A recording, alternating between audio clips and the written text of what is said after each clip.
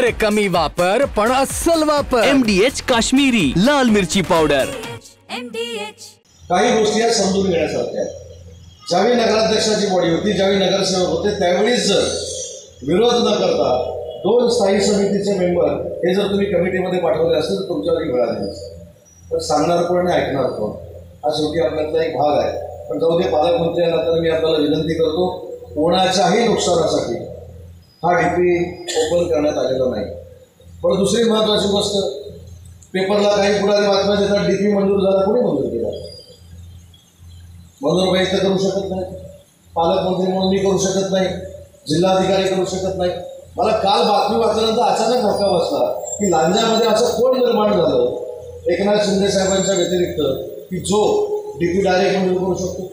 आणि म्हणून परवाच्या बैठकीमध्ये आमदार महोदयांनी देखील सांगितलं की अशा पद्धतीचा कुठेही डीपी मंजूर झालेला नाही, त्याच्यावर आक्षेप मागवलेले आहेत, त्याच्यावर हरकती मागवलेल्या आहेत। आणि नुसत्या हरकती मागवलेल्या नाही, शिवाय तुमच्या सूचना पण मागवलेल्या आहेत, सूचना आणि हरकती मागवलेल्या आहेत। त्याच्यामुळं हरकत जरी नसली आणि सूचना जरी असली आणि ती जर योग्य असेल तर सरकार म्हणून आम्ही ऐकून घेणार आहोत। त्याच्यामुळं गैरसमजाला बळी न पडता आपल्या लांजा गावाच्या विकासासाठी आपण आमदार महोदयांच्या सोबत चर्चा करून मला असं वाटतं योग्य ते निर्णय घेतले पाहिजे। आणि बघा ना, या 6 महिन्यातला प्रवास जर आपण बघितला, तुमच्या नळपाणी योजनेला पैसे कोणी दिले?